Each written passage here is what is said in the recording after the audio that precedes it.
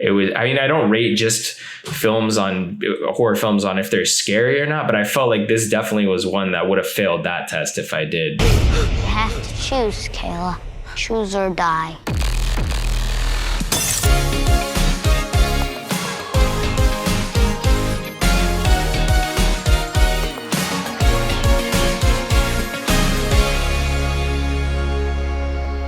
What's up, YouTube? Drive-By Movies here, and you are watching Fresh Releases. My name is James. My name is Blaze. And today we are checking out the new movie that just hit Netflix, Choose or Die. Suffer, the more the curse benefits. If it sent you here, it can't be for anything good. It's gonna hurt. We gotta choose, Caleb. I think you might be what it was looking for.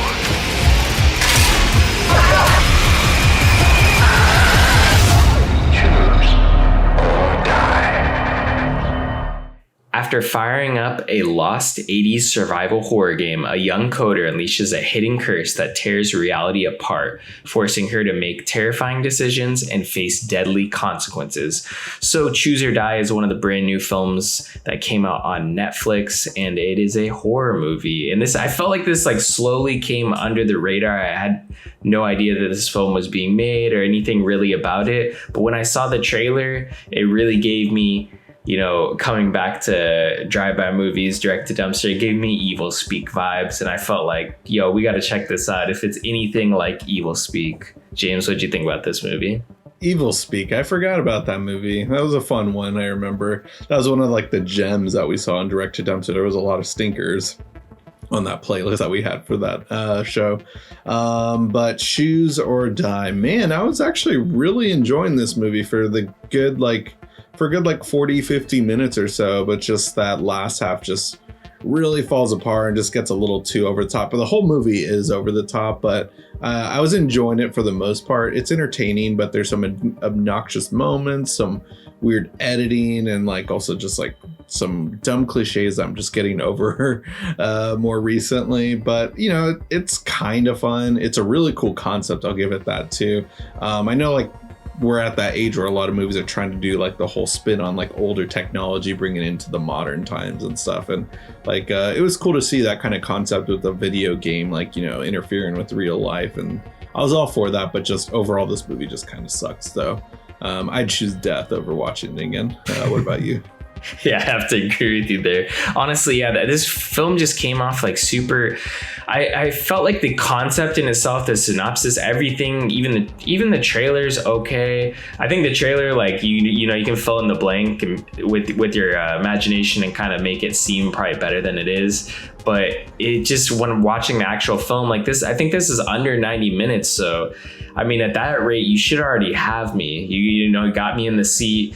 But this film was just, I felt annoying. There's a lot of jump scares. I didn't think any of the actual terror or anything about it was actually effective. I felt none of that really worked at all.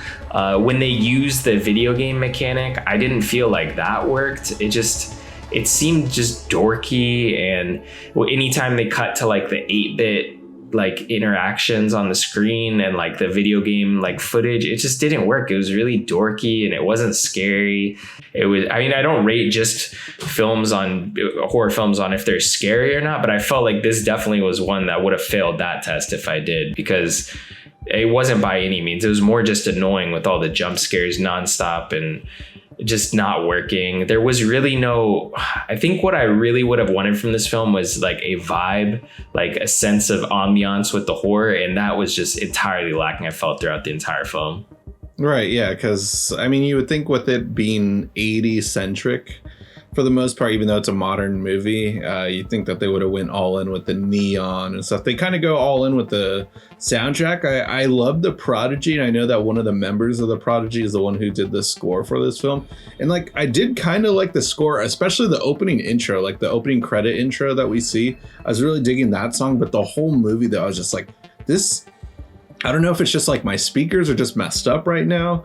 But I just found it very obnoxious with just how loud it was over the dialogue. There were so many sequences where I was just like, I can't even hear what they're saying. Like, I usually watch movies with subtitles, but I'm only using them when I don't catch what they say for the most part.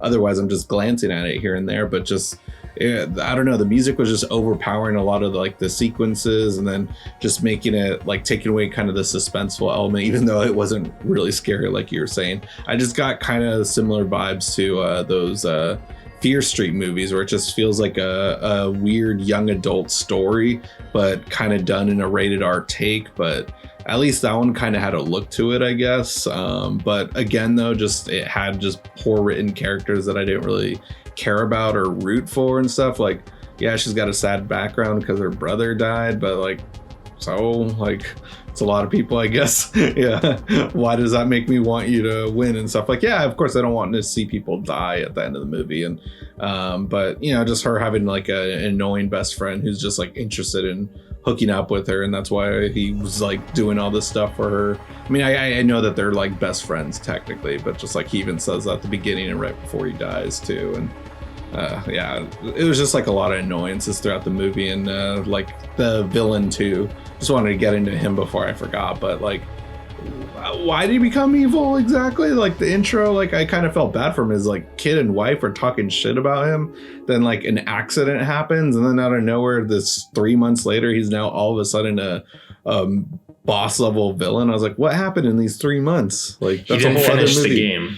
He didn't. Yeah. That's what it is. He didn't. I mean, it doesn't make sense, honestly, but that's what it is. It's that he didn't finish the game. So therefore, I guess if you don't finish the game, you become the boss. I felt like it didn't. Yeah, it's just, I don't know. It was stupid. I have to say, I forget that actor's name, but I'm gonna put him on the same like level as Michael Smiley for me. That guy's cursed. Like I feel like anything he's in, I just rarely enjoy. Like maybe it's not even his performance or anything. I just feel like it's something about it always like intrigues me. It's like a Ben Wheatley thing where it like always intrigues me. I'm always like getting super like, oh, this might be good, and then I'm always let down. I don't know what it is, but he's got that curse for me. Yeah, I've only seen him in Deadpool Part 2. I know he was like one of the weird pedophiles in that movie. And then also he was in Atomic Blonde. He's like some guy that they're trying to protect. And but other than that, though, like he's just a familiar face that I've seen. But I see what you're saying. Like I've seen him in a bunch of movies, and like movies that like aren't necessarily bad, but just movies that I wasn't too into and stuff. And yeah, I found that like I just kind of felt bad for him at the beginning of the movie, and just to see this weird 180 and just like, okay, what happened to his kids? I know that like, of course, his son lost his tongue at the beginning of the movie, but how did we get to this point where his wife's face is cut? Like, I know he's playing the game and agreed to stop and make more. And that was another thing, actually. You're more of a tech person, Blaze, than I am. Do you know of any 80s games? I even looked this up too, and I couldn't really find any real evidence of it. I've heard of games like audio games being put on cassettes, but was this game on a cassette? It looked like it was on a cassette, and she like rips the tape out. I'm like, what video game is on a cassette? Like, yeah, I mean, it doesn't make sense. I did play a lot of choose your own adventure games on cassettes back in the day, but like it would be on, I forget what it was, this like cool a floppy disk. It was this cool toy I had. It would be on a floppy disk, yeah. But I mean, this whole game that they're playing, Choose or Die, is like a text-based adventure game. So it's not the same thing as a Choose Your Own Adventure audio tape. At least to my knowledge, those are two totally different categories. But I feel like they merged them for this movie in a sense. But kind of piggybacking off of that, I did feel like the whole, even the Choose Your Own Adventure like game, text-based game, I felt like that wasn't done justice in this movie. All the choices were just A or B. There was no choices that were beyond one word. It felt like everything was like this word or that word, or there wasn't any like interesting choices. Or I felt like they did text-based games dirty. Like they just weren't, like, all of them sucked. They weren't written well. They were just very basic. I felt like they could have actually invested a little bit more time and effort to like do a little bit more justice for those text-based games that are out there.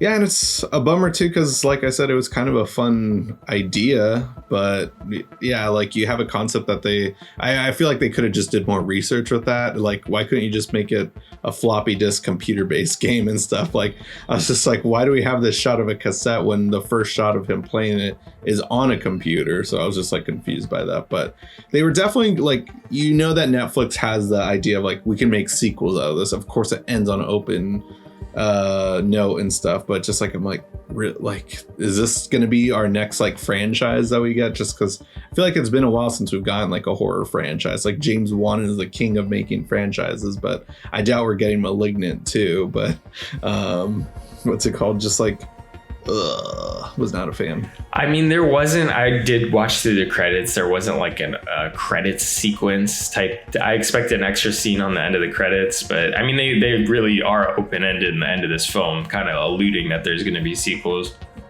I think that's wishful thinking on the director's part. I don't think. I mean, I've been very disappointed with Netflix as of late, because I just feel like they were on a roll and now they're kind of falling off a little bit. But I do think that right now we're kind of seeing the effects of the pandemic, and that's probably why it's been so stagnant as of late. So I think it's like finally we're seeing the effects of it, because I'm like, why isn't there that much new stuff? And then it's like the stuff that is new that I might be interested in, half the time the algorithm is never even recommending to me, so I don't even know it exists. And I'm just seeing the fucking Jimmy Savile documentary for the 80th time on my homepage. And I'm like, I don't want to fucking watch this shit. But yeah, anyways. Nice little tangent there. But yeah, I mean, yeah, that makes sense though, that these are all the movies that were picked up during the pandemic. But yeah, I hope to see better from Netflix. It's the most expensive thing that I'm paying for now. But you know, Hulu's been buying a lot of the indie movies from Sundance and stuff. So it's just like, it's weird that I'm using Hulu more and stuff. But yeah, I expected better from Netflix, and I saw that it was the number two movie of the weekend. So that's pretty big. Like, I don't know if it'll keep those numbers for the next week or so, but whether Netflix goes with another sequel for this, like, I'm not interested. But what did you guys think? Let us know in the comments below. Tell us what you thought about Choose or Die. That's a great way to help support the show. If you guys haven't already, go ahead and smash that like button, hit the subscribe button, and click the notification bell to get all our latest updates. And if you can't get enough of us here, be sure to catch all our social media links down below in the description box. Anyways, guys, that'll conclude this week's episode. Tune in next week for a brand new video.